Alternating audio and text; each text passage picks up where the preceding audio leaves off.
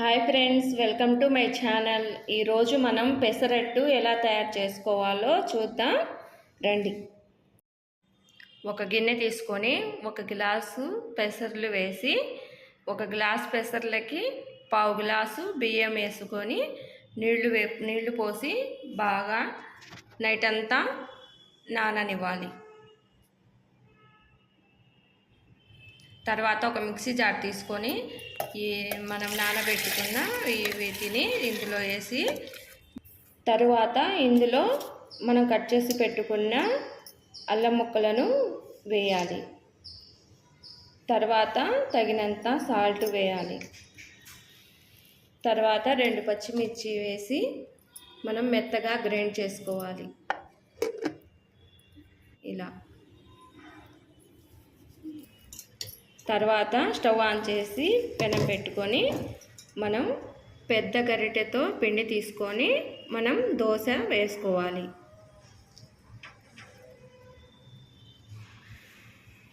తర్వాత మనం కట్ చేసుకున్న ఆనియన్స్ను వేయాలి. క్యారెట్ తురుము కూడా వేసుకోవాలి.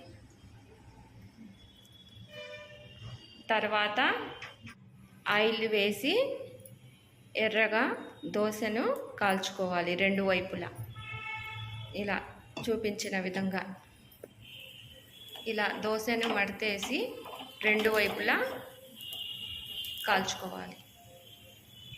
ఇలా 2 వైపులా ఎర్రగా కాల్చుకోవాలి.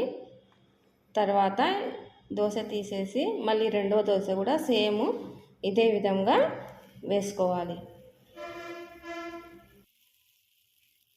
ఈ పెసర దోశ అనేది హెల్తీగా వెయిట్ లాస్ అవ్వడానికి బాగా సపోర్ట్ అవుతుంది. మనం డైట్ ప్లాన్లో ఇది యాడ్ చేసుకోవచ్చు. ఎంతో రుచికరమైన పెసర దోశ రెడీ అయింది. మీరు కూడా ఇంట్లో ట్రై చేసి మీకు ఎలా వచ్చిందో కామెంట్ చేయండి.